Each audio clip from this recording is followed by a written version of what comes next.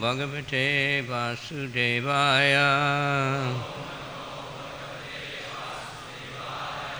Om Namo Bhagavate Vasudevaya. Om Namo Bhagavate Vasudevaya.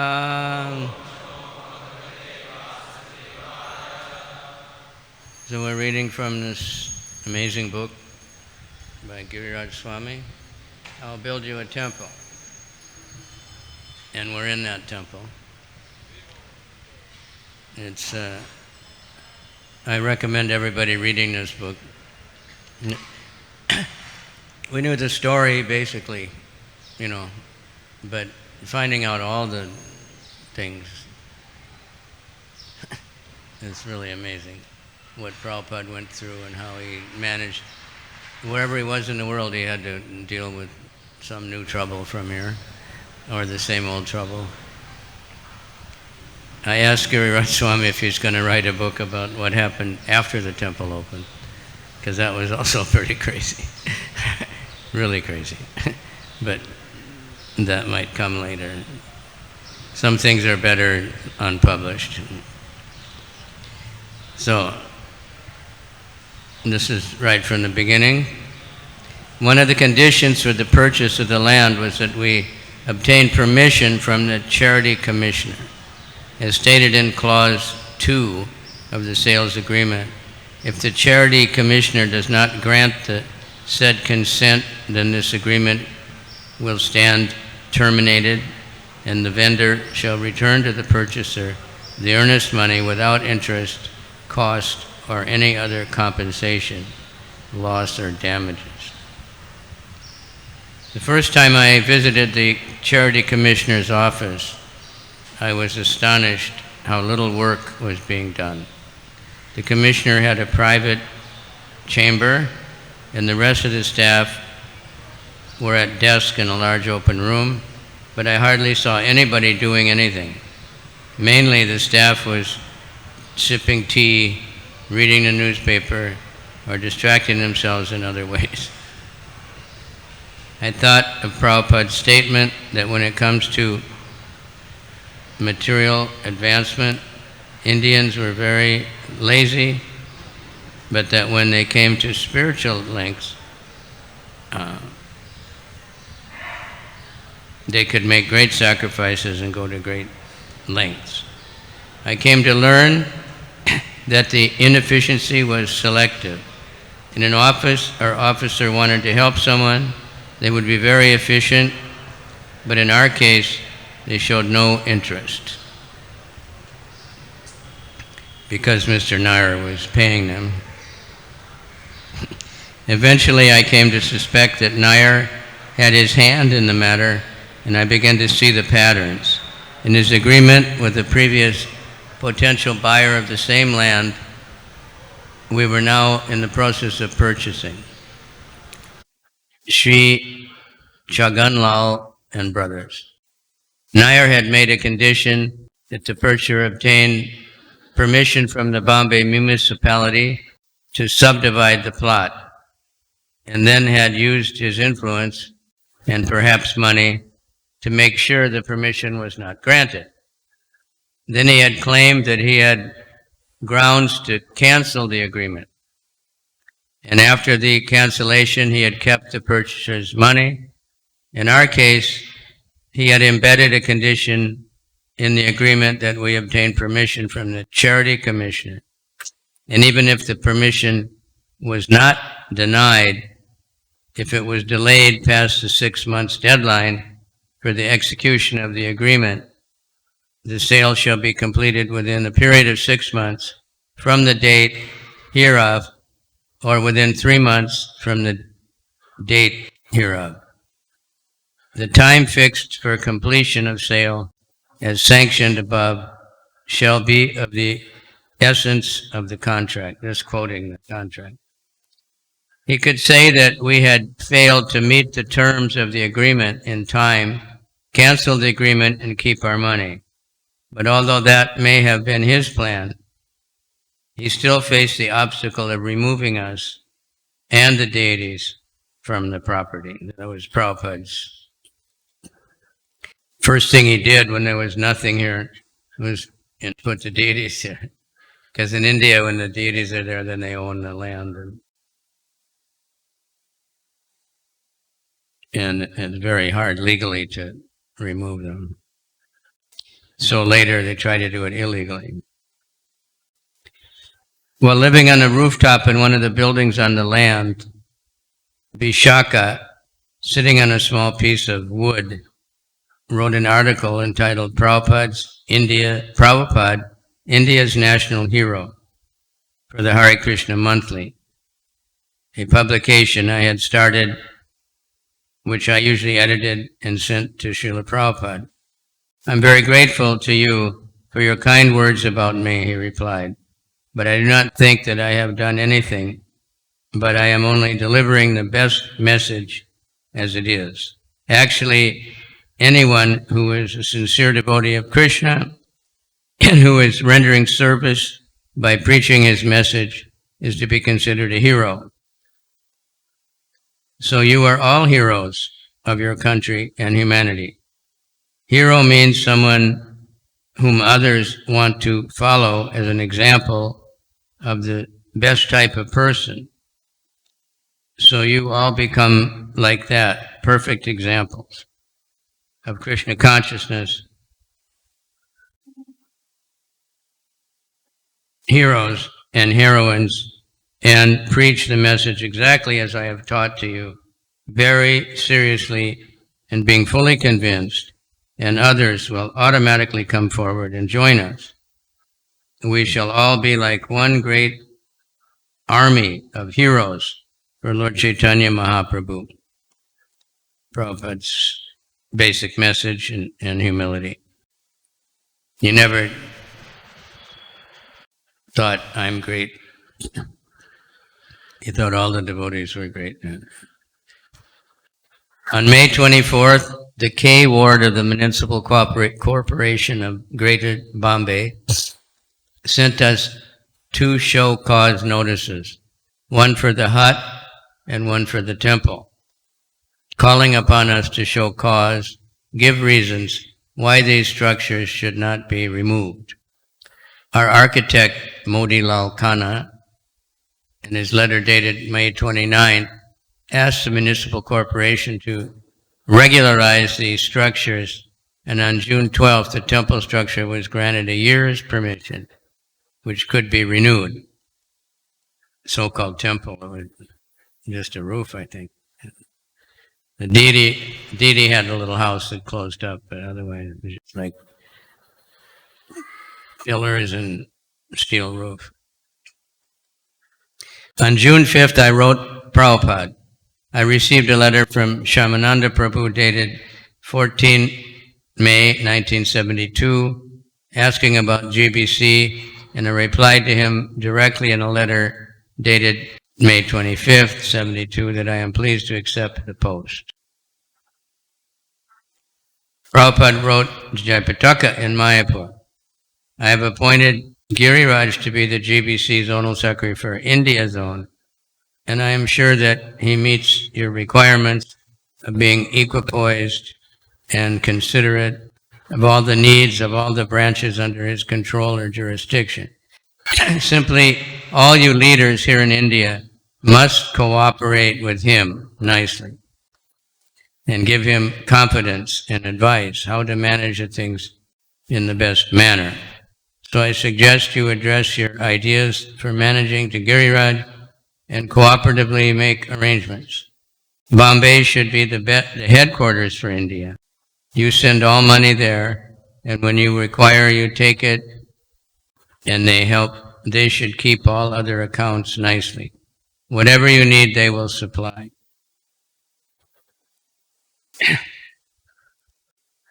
Prabhupada wanted Bombay to function as the head office for India and for the finances to be managed from there. But being both the GBC for India and President of Bombay proved to be too much for me. And after a short time, I went back to focusing on Bombay. India was growing, and we're still dealing with all the things that weren't done properly because nobody knew. In Juhu, without Prabhupada's personal presence and with the whole responsibility on me, I struggled to deal with many of the devotees, some of whom were proficient in various ways and also quite strong-willed. Some of them could not relate to my style and were critical, speaking against me, and sometimes openly challenged and defying me authority. And I did not know what to do about the situation, how to function. This, if you want to become a manager or a so-called leader, then this is what happens. Right? Somebody like the President of America, they say is the most powerful man in the world, but every comedian opens his show with jokes about the president. And all the newspapers talk about how stupid he is, and no matter who it is. Afterward, they might say he was all right, but... And things go on anyway. Tensions increased, and finally relationships and communication broke down. Harikesh proposed the ultimate solution, that we phone Srila Prabhupada. I had never thought we could do such a thing, and I questioned whether we should. But Harikesh thought that the situation was serious. Prabhupada was the only one who could solve the problems and had to be informed. You are the temple president, he said. Srila Prabhupada has put you in charge, and the devotees must follow you. What they are doing is wrong. You must inform Prabhupada immediately. But how, I asked. I'd never approached Prabhupada except by letter or in person. You must phone him. And that was another problem. We didn't have a telephone. Even when I came to Bombay in 78, we could call America, but we couldn't call downtown. It was really strange. You can't imagine how it was in 72 or something. That was another problem. You've got to go to the homes of our life members in the Juhu scheme and explain that you have an urgent need to phone Srila Prabhupada until one of them agrees to let you use their phone. I made many members in the Juhu scheme and had affectionate relationships with them. If I asked, they would probably help, but we would almost never make overseas calls. And the idea of phoning Prabhupada was intimidating. I didn't feel I could do it on my own, so I asked Harikesh to accompany me, and he agreed. In the evening, after several unsuccessful attempts at other homes, we visited the home of Sri Dolaram Ji Valia, one of the three Valia brothers who had been very supportive. He could tell from the urgency of my tone that the message was important, and he let us use his phone to call Prabhupada in Los Angeles. International connections were unreliable in those days, and I was nervous and unsure of what to say. But I got through to one of Prabhupada's secretaries, and with Harikesh by my side, encouraging me and prompting me, I explained the situation as well as I could, and the secretary promised to relay the message to Prabhupada. Prabhupada's response came in a letter dated 19 June. My dear Gargamuni, Naranarayan, and Giriraj. I don't know if you know those personalities. You probably do. Very difficult. My dear boys, kindly accept my blessings, and I hope by Krishna's grace you are doing well. In the morning, I received one telephone message that there is some misunderstanding between yourselves and Giriraj, who is in charge of the Juhu scheme. I may inform you in this connection of what I am doing to push on this great movement in the world with all your cooperation. It is not possible for me to alone to execute this great responsibility. Kindly, therefore, abide by the direction of the man in charge of the center. If there is a lack of obedience, there cannot be discipline. And without discipline, we cannot manage a huge world organization. I shall be returning by September next.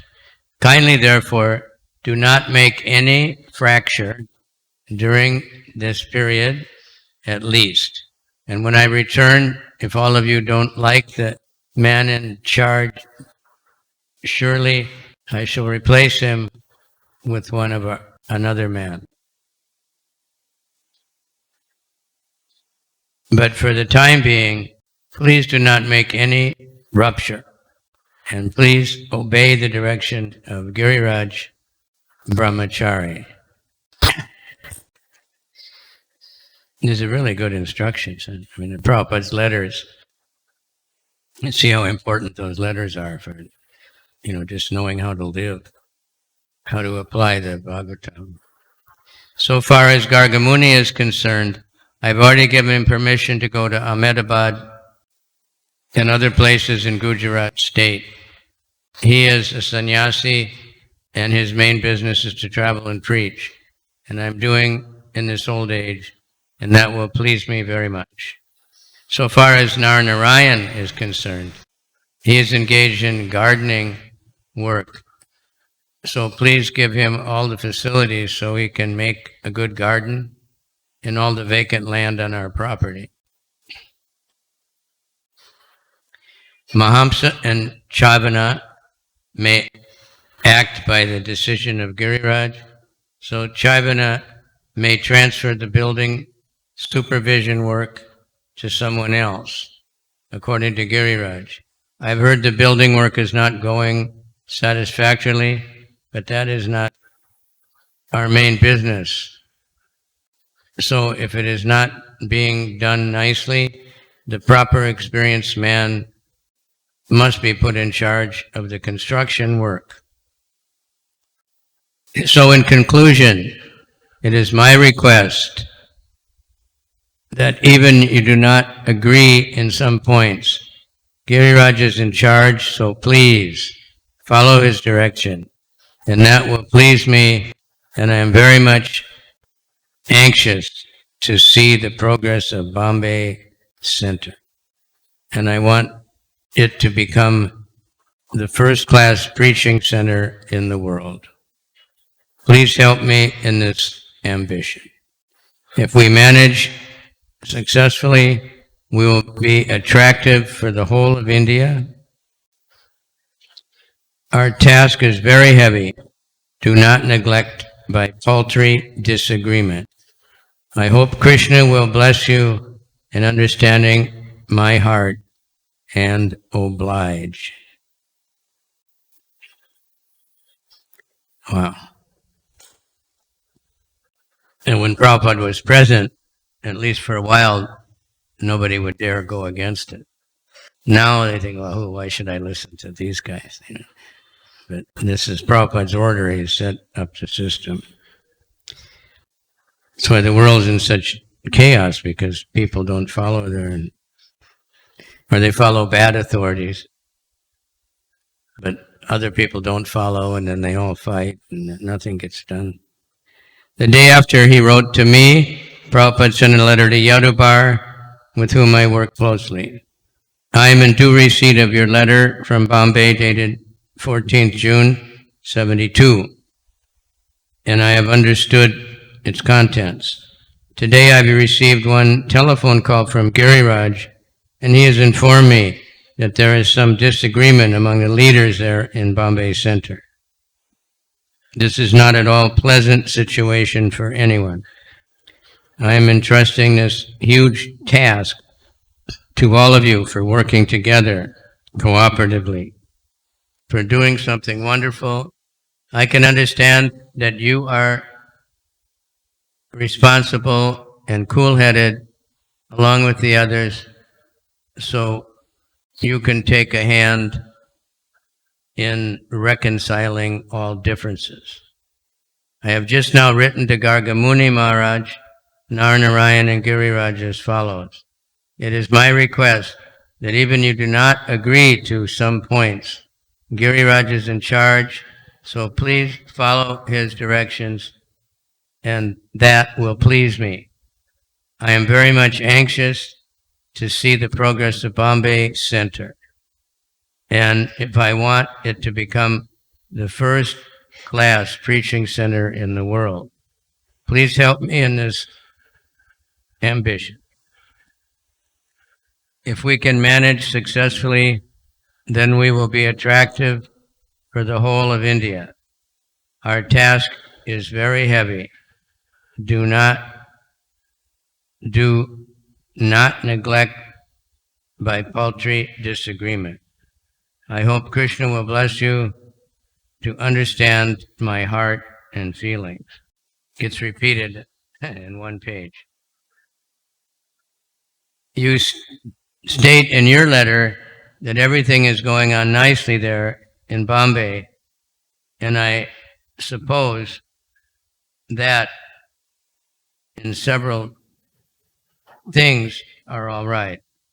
But this today's new news disrupts me, and so I have ordered that Gargamuni shall immediately leave Bombay for his Gujarat tour, and that Narnarayan be given full assistance for extending the garden in all vacant areas on our property.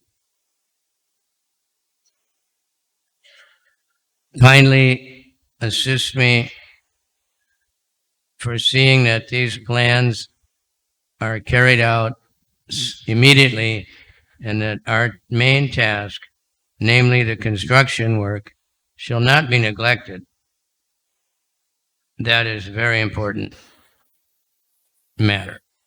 And the following day he wrote to me, please accept my blessings.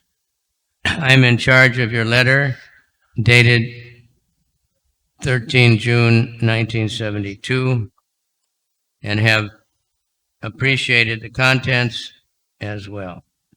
I am happy to hear that the men are engaged nicely, especially in the matter of distributing our books. Take any number of books without paying any price and engage the whole amount for our building work there in Bombay. But the building work must be superb. Now I have seen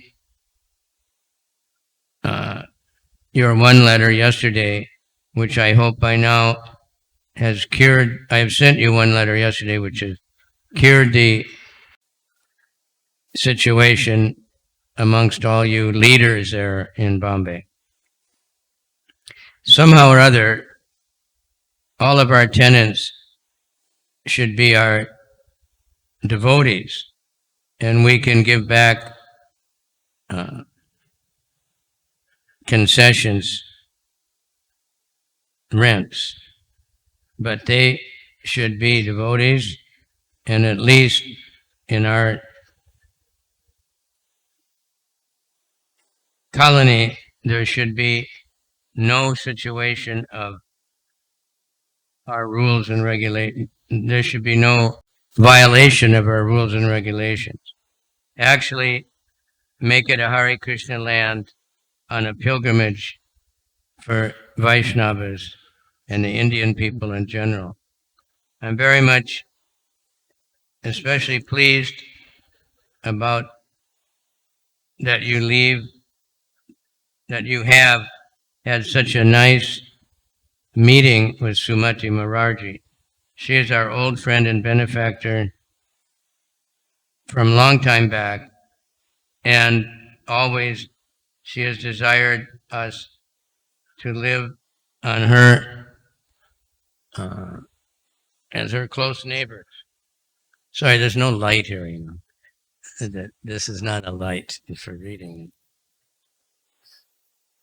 She used to tell me in Bombay that 2 years back she wanted that we should build a temple somewhere nearby to her place. She also assisted Tamal Krishna and Shamasundar to try to find one house in Juhu for our headquarters several times. So you can maintain this fact to her that now we have fulfilled her desire and we are living in close proximity to her. So she should take advantage of Krishna's blessing her with such an opportunity for serving the Lord by her self-building the Juhu temple. This thing that she should build a temple. Encourage her to attend the meetings every day, and if you make the deity worship very, very opulent and gorgeous, she will automatically be attracted to them.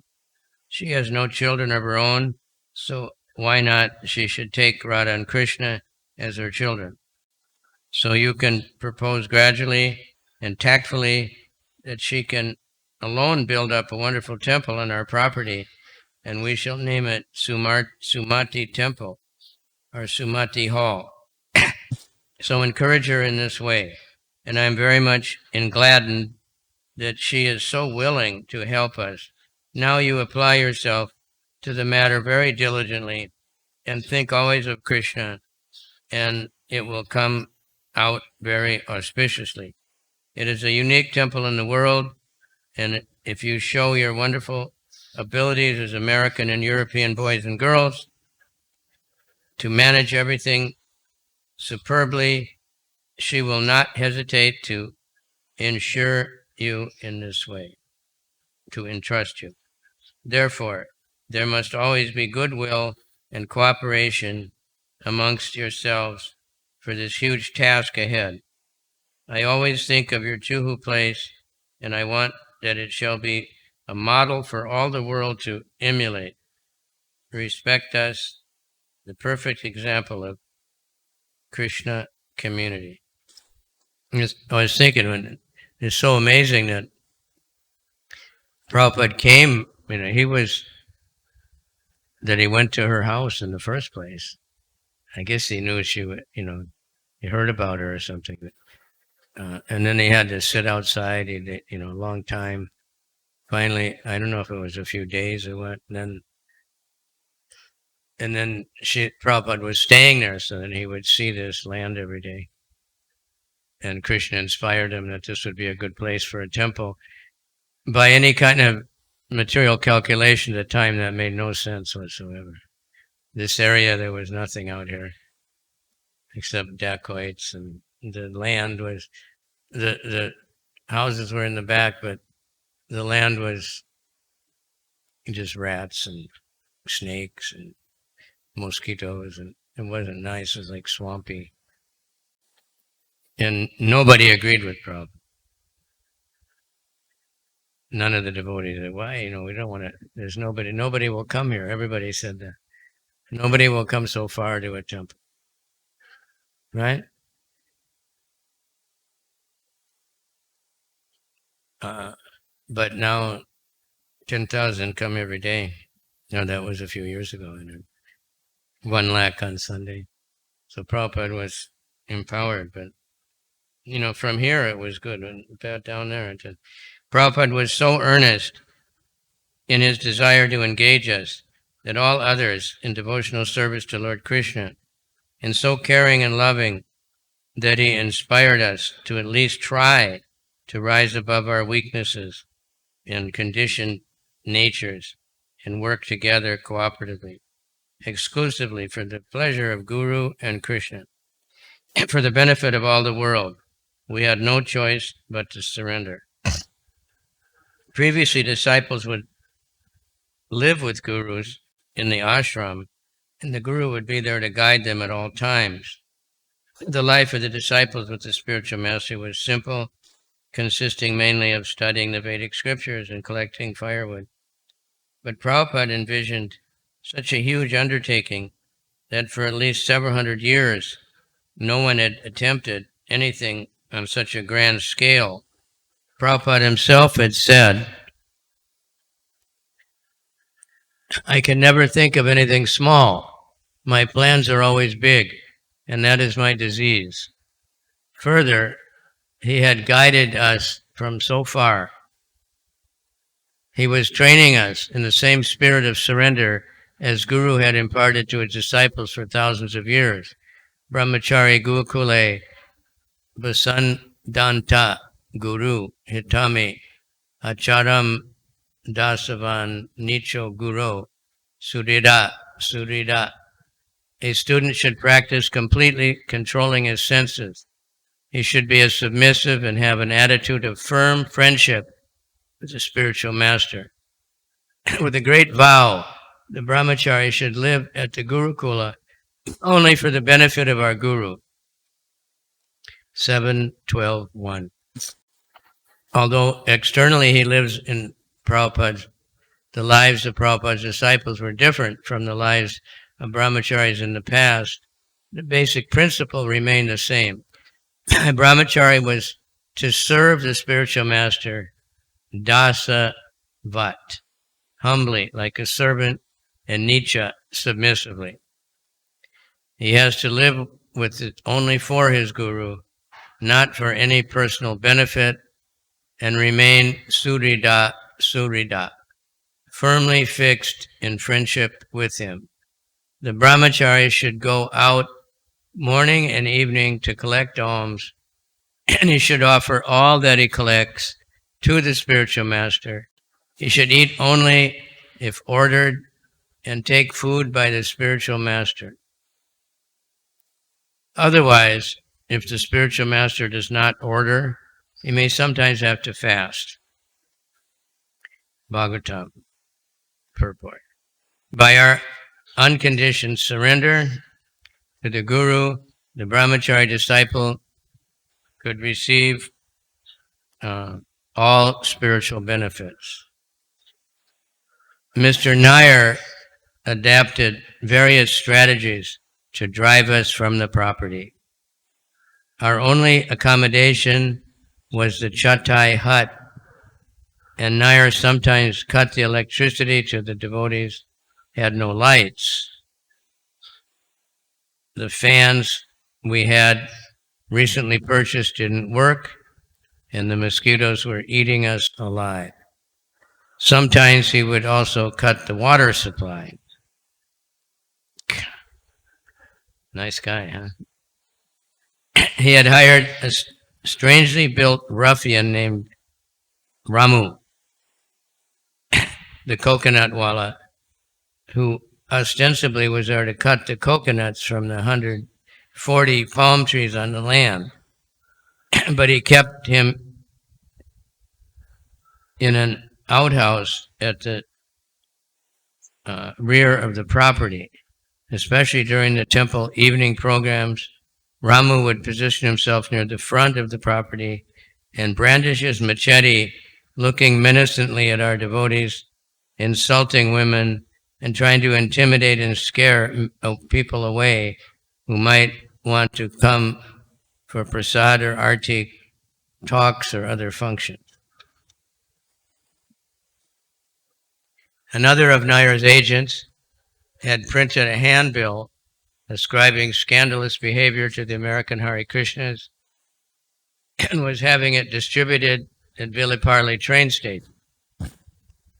Mr. Nair's campaign of harassment had some effect.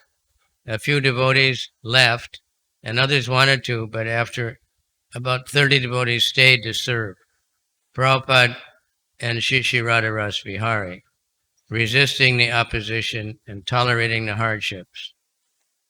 It was the tradition on Nairwadi that on Indian Independence Day, 15 August, the tenants would gather at the statue of Mahatma Gandhi in the garden, hoist an Indian flag, garland the statue, sing the national anthem, and distribute sweets.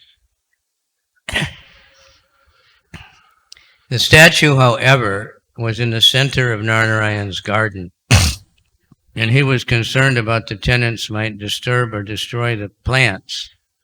In the midst of the ceremony, in his typical gruff style, he asked the tenants why they were worshiping Mahatma Gandhi when he was nothing but a demon. And of course, they were offended by his remark.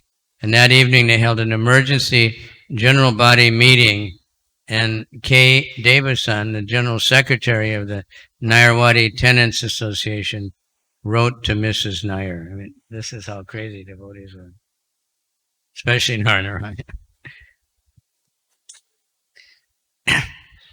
But he did a lot of amazing construction work also in different places.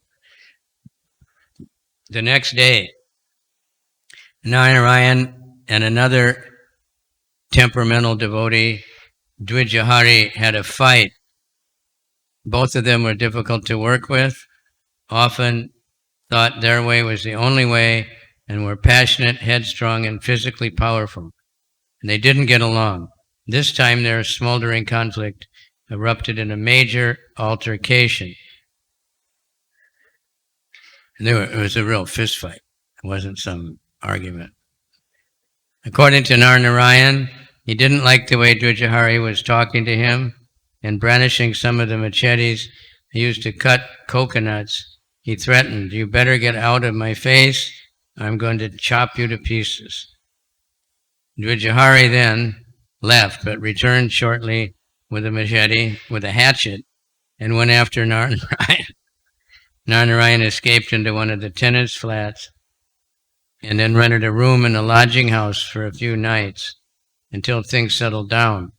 But news of the incident spread throughout the community.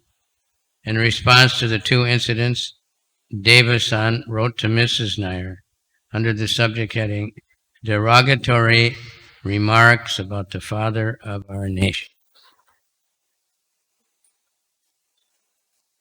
I've been directed by the general body to convey the following matters to you in writing with the request to take suitable steps.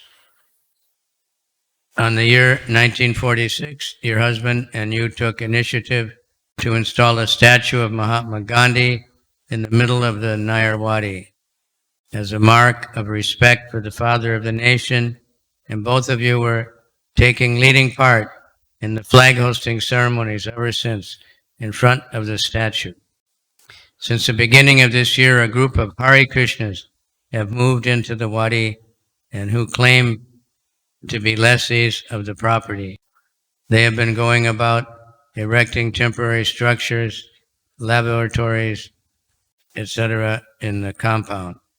In addition to this, they have built a garden around Mahatmaji's statue and have fenced the same, presumably to keep cattle away.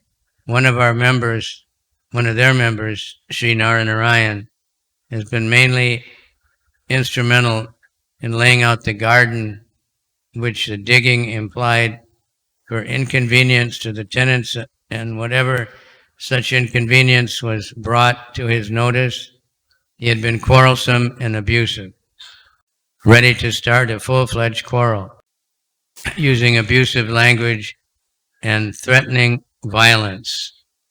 Of all these occasions, he had tactfully avoided matters found so far. We have avoided, and their overall in charge had in these occasions apologized to us at the time of such incidents.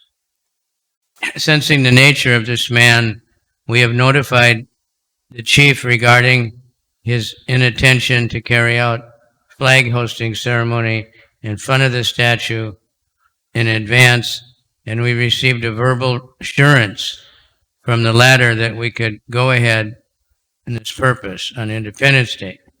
However, when some of the tenants started bathing the statue of Mahatmaji, Sri Narayan came forward saying as to why they wished to bathe the statue of this fool. It was explained to him that Mahatmaji is the founder of our nation, and also made clear to him that we resented his national insult. When they wanted to plant the flag post, this man obstructed them from doing it. He even threatened that he will not permit such a thing, and if necessary, shed blood. and arguments that were heated and violence was anticipated, some of the elder tenants intervened. In the meanwhile, his superiors also came in and pacified him, but he still tried to tell us but that they would permit this flag only for this time, and at the same evening the flag and post will have to be removed, and in future this ceremony will not be permitted by them. We strongly feel that foreign internationals have no right to dictate the performing of a ceremony which have been practiced in this wadi for the past 24 years, even if they are full-fledged owners of the property. Do we wish to tolerate such insults of our nation by an individual foreign national? Pretty serious, huh? And all this kind of stuff went on the whole 7 years or something. As long as you are, as we understand, still the owner of this wadi, we wish to know what you propose to do about this incident.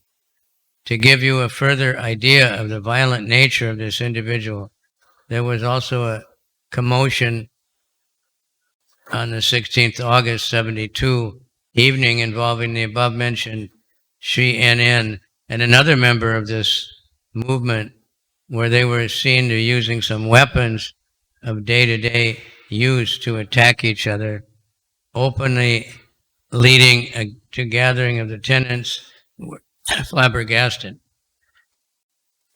We are to bring to your notice that with the person staying around in the wadi may lead to an assault of our women, children, or gents.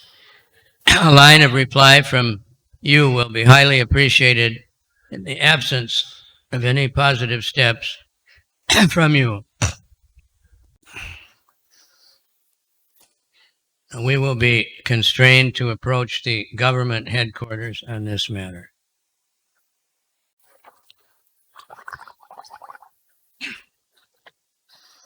I wrote to Prabhupada about disturbing incidents that had taken place, and he learned what happened. He telegrammed capitals. Nara Narayan immediately returned to USA, and the conflict was diffused.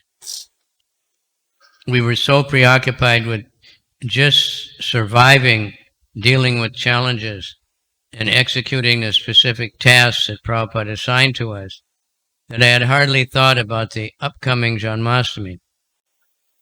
But when Harikesh brought it up, I realized that yes, we must do something. We had no funds in reserve, so I went door to door in Juhu to collect donations from people who were glad to contribute. The new semi-permanent temple, constructed with temporary permission from the municipal authorities, was ready. There was a small room for the deities, and behind it another small room for the pujari's service.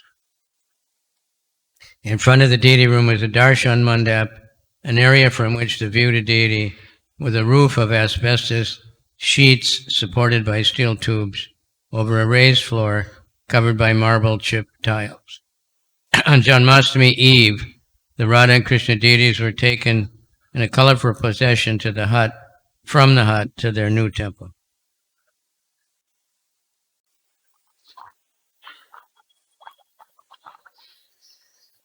Radha Rasbihari moved around a lot.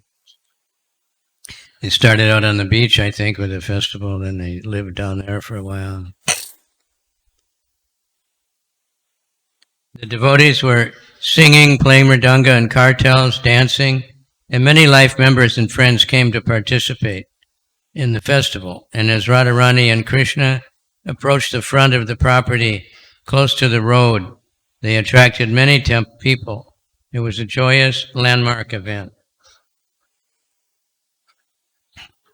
Harikesh had taken charge of organizing the next day's program. We had a great Janmashtami, he later recalled, the best ever.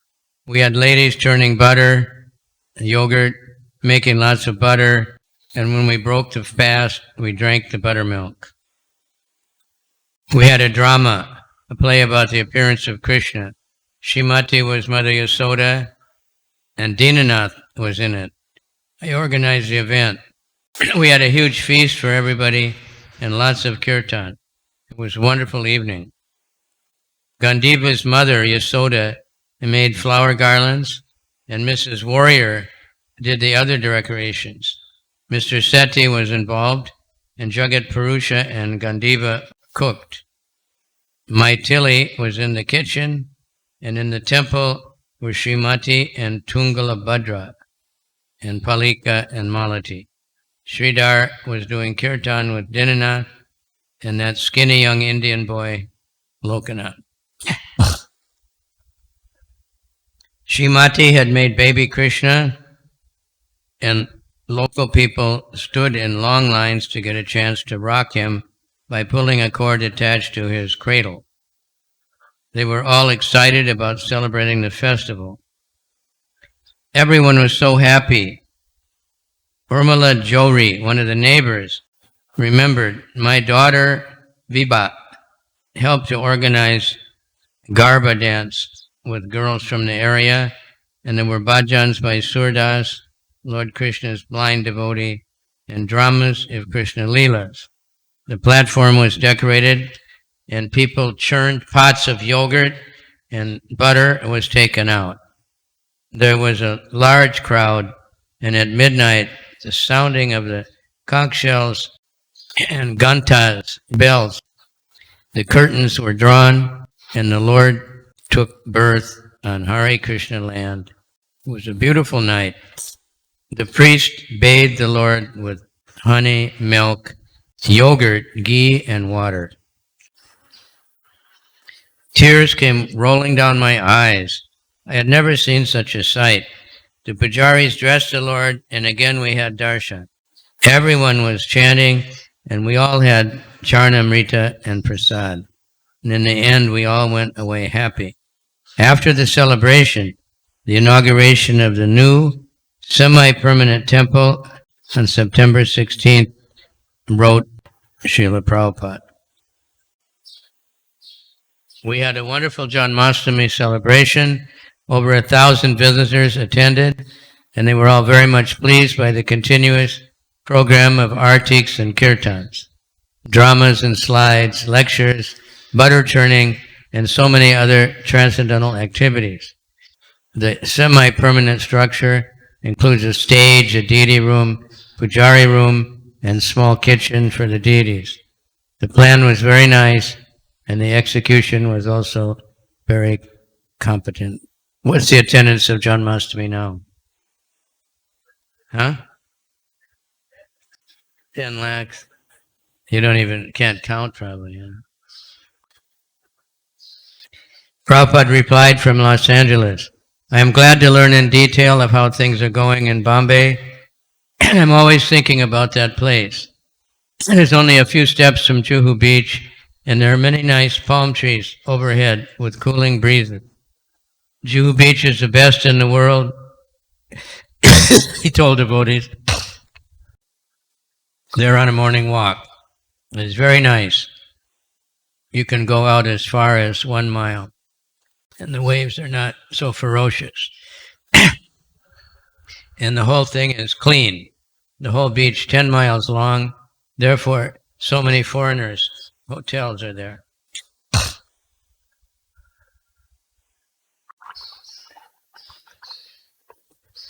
It's much different now, that beach.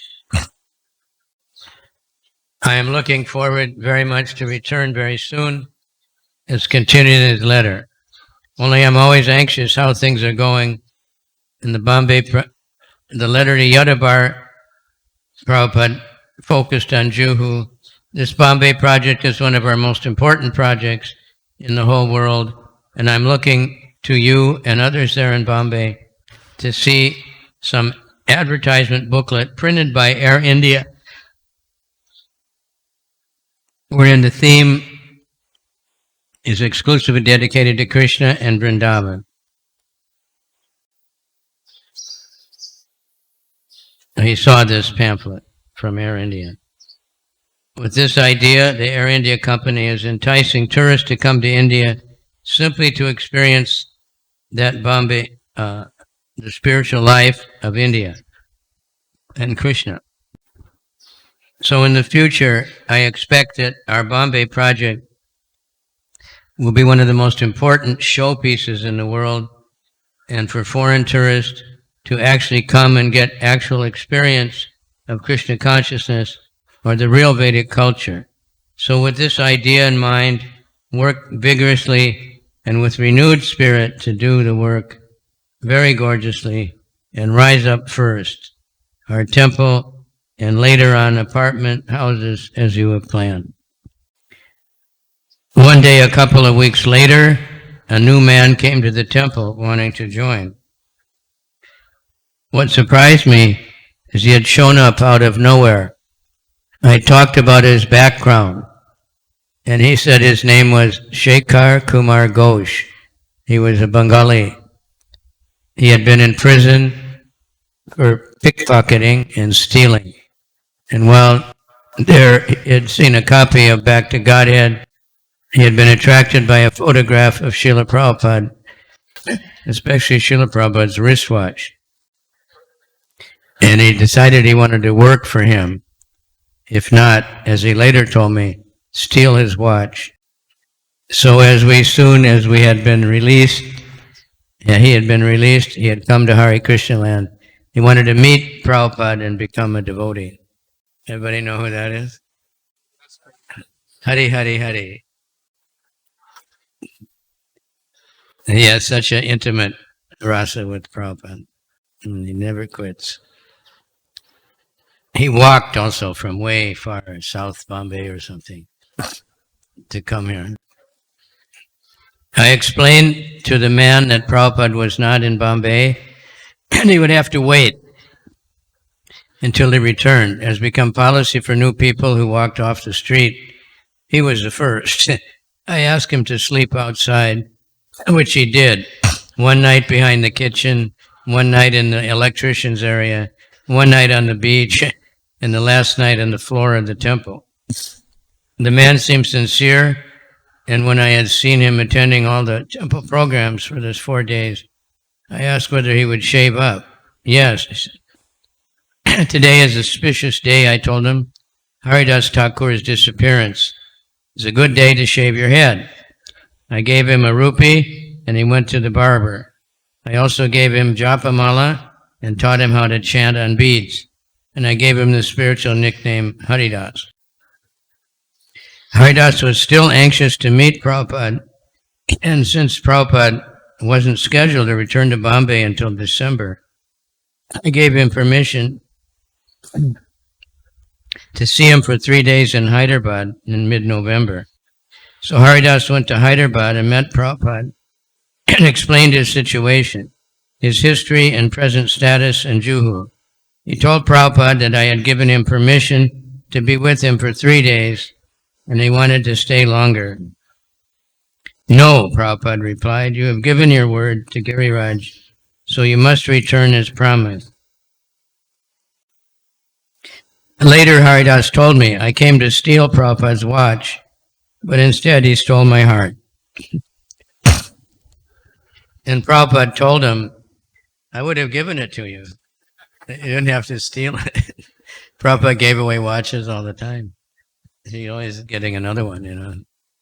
Every time someone gave him a new watch, he gave them the old one. Sometimes in the same day, if you're not attached. Sometimes Nair dealt with us in a friendly or at least ambiguous way that I became bewildered and I couldn't determine if he was our friend or our enemy.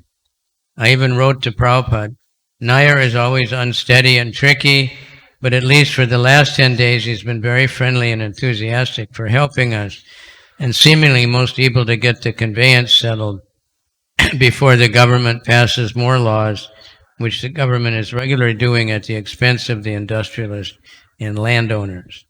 2 days later, I wrote Prabhupada again. Several questions arise. How far can we go into Nair's whims for fear that he will break the contract? How far is Nair sincere in asking the 5 lakhs? he claims he needs it to pay back taxes, or is he simply trying to delay things more with a mind to break the contract? My own idea is there is no plot, but Mr. Nair is crazy and that presently he does not want to complete the agreement. Once after meeting with Nair, Yodabar and I sat outside his house and discussed whether he was a friend or enemy, and we could not come to any conclusion. So I was confused, but Prabhupada took decisive action. On September 29th, he wrote to me, "You can give public notice to the public notice column in the newspaper and send one copy to Mr. Nair as follows. The International Society for Krishna Consciousness has purchased the land at Juhu, Bombay, 54, known as Nairwadi, plot number blank, under purchase agreement dated blank. And we have advanced the requisite money under the sales agreement. The other party, Mrs. A.B. Nair, has not, however, completed the business under some pretext. Under the circumstances, if someone attempts to purchase the land, he does so at his own risk, and as we are already in possession of the purchase agreement, signed by Mrs. A.B. Nair." Accordingly, on 7th October, the following public notice appeared in the Free Press Journal. Same thing. This is to inform the public that the International Society for Krishna Consciousness has agreed to purchase the land at Juhu, known as Nairwadi, bearing survey 2A4, HISA number 465A 5B, under agreement for sale dated February 1972, and at the end the Society has advanced the required earnest amount under the said agreement dated 8th February 72 to Mrs. A.B. Nair, the vendor. That said, Mrs. Nair is not completing the sale under the pretext or another. This is therefore to warn the public not to deal with the said Mrs. A.B. Nair in connection with the aforesaid property, and in spite of what has been stated herein above, if anyone attempts to purchase this property, he shall do so at his own risk and cause. Dated 72 October, M.S. Mudakar Munim and Company, attorneys for the International Society of Krishna Consciousness, 4A Ali Chambers, Fort Bombay. Prabhupada, amazing how he dealt with every detail, and he knew exactly what to do. Of course, that made Mrs. Nair very angry because she was trying to sell it. As stated in my subsequent report to Srila Prabhupada, Mr. Nair was outraged by our public notice because he said it is spoiling my wife's name, and he threatened to file a suit against us for defamation. And although he didn't say it, he may very well have been infuriated because the notice thwarted any possibility of his selling the land to another party. Around the time one of the neighbors' children heard Mrs. Nair say that she was going to force us out and then sell the land to someone else for more money. In any case, he was furious, and accompanied by some other devotees, I went to meet him at his house. In the meeting, Mr. Nair made a big thing of the newspaper notice I had published. And after quietly consulting the other devotees, I put my head on the floor and bowed down and offered my obeisances and apologized. But it didn't seem to make any difference. Rather, it seemed that from the beginning, Nair was planning to cheat us and was just looking for an excuse to cancel the agreement. And in the public notice, he had found that excuse. But he was upset because the public notice would block him from selling the land to anyone else. Nair had threatened us. I have files and files of complaints about you people. Volumes of complaints and evidence and newspaper articles. I've been keeping quiet, but if you keep on acting like this, I'm going to ruin your society. I'll go to the government. I'll go to the press. I'll tell them that you are spies and you are smugglers. I will finish you. He was trying to scare and intimidate us, and to some extent, it was successful.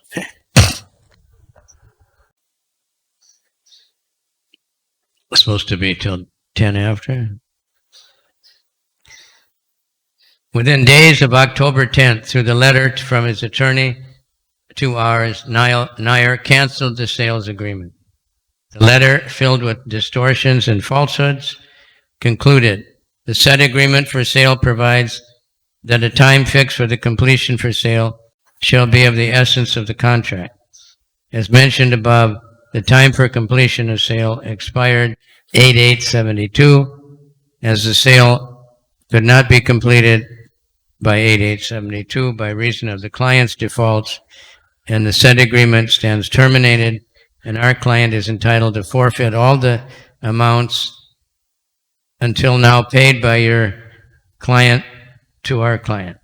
Please note that our client treats this said agreement for sales termination and broken by your clients, and our client has forfeited all the amounts until now paid by your client to our client. Our client has suffered by reason of the breach of this contract on the part of your client. 2 days later, on October 12th, our attorney replied, our client deny that the agreement stands terminated, or that your client is entitled to terminate the same, or to forfeit the earnest money for the reasons alleged or otherwise at all. In this connection, we have to refer to your letter of 30th ultimo, which was replied by you only after the lapse of a period of 10 days. Please note that the agreement is still valid and subsisting, and that our clients, if so advised, will file appropriate proceedings for specific performance of the same, and or to claim damages from your client, and adopt such further and other proceedings as they may be advised after we take full instructions from our clients. In the meantime, all the contentions and or allegations contained in your letter under reply are hereby denied, and by our not replying to your letter seriatim, our clients should not be deemed to have admitted any of the statements and allegations contained in your letter. Understanding that we were struggling with Mr. Nair, Prabhupada wrote to Tamal Krishna, the Bombay dealing has been muddled by the tactics of Mr. Nair and Diwanji. Giriraj is in trouble. He's a child, and these worldly dealings are immediately, so go to him. Prabhupada also sent Karandar, having briefed him of his strategy of filing a suit in the Bombay High Court for specific performance of the sales agreement. He cabled me, stop all negotiations with Nair. Karandar arriving Bombay by October 12th for filing suit for specific execution of the agreement. He also sent Bhavananda, but when we all came and saw the situation, the group became convinced that we, not Nair, had failed to meet the conditions of the sale, and thus could not file a specific agreement. We wrote to Prabhupada. It's never ending. And Karandar was only there a little while, but he found out that our lawyer was working for Mr. Nair, which is a common thing with lawyers. They meet and decide how to keep something going, because they get paid all along, and they don't want to end it. So that was one. Anyway, it's an amazing story. So here we are, and there was a lot of instruction on what this is supposed to be here, and it is quite a showpiece, right? When it opened in the evening, hardly anybody would come, few neighbors, and Chandan Cinema had a very long line every night. And there was 2 or 3 Indian devotee, Haridas and Gandiva, I guess, was still here. And a few Indian, very few. The immigration American embassy would come every month checking everybody. Visas were a really big problem for the Americans. British at that time didn't need visas, Australians, so that was better. But it somehow worked out. It was really crazy. There were 1,000 life members when the temple opened after 6 years. 1 year later, there were 2,000. People were just lining up, I want to be life member. So that was Prabhupada's plan, that in America, the Indian community didn't trust us at all, sometimes for very good reasons of devotees' behavior, but mainly because they didn't know the movement. But then when this temple opened, and everybody has family or friends in Bombay, or they come to Bombay, so then they knew, yeah, ISKCON, oh, yeah, Juhu, oh yeah. And then they became supportive. So then we were able to grow. But anyway, Prabhupada, that's just one of the, people ask me, like, how do you keep going so many years? If you just think of what Prabhupada went through, our troubles are so small. Prabhupada's health was also really bad. He said he was never healthy ever since he went to America. He never had 1 day of good health. But most of the time, nobody could notice because he was so energetic. But all these things he had to do from all around the world, and same things were happening all over the world in small ways. And then he was buying land all over the world and, translating books every night and getting the books printed and distributed. And all that is still going on in a big way. So nice to see so many book tables inside the temple. So thank you all very much, and please read this book. It's really, you want to get close to Prabhupada, you want to really know Prabhupada, this is a really intimate association. He spent more time on this project than any other project except books. Other things he had trouble, but this one he had to be personally involved all the time, advising the devotees, and later twice they canceled the agreement. They canceled it, and then he had to get it back. He had to tell the lawyers what to do. Lawyers said you'll never get it back. But Prabhupada Super Soul guided him. And now here we have it. Hare Krishna. Juhu Radharasi Bihari Mandir Ki Jai. Gaur Premanande Hare Hare.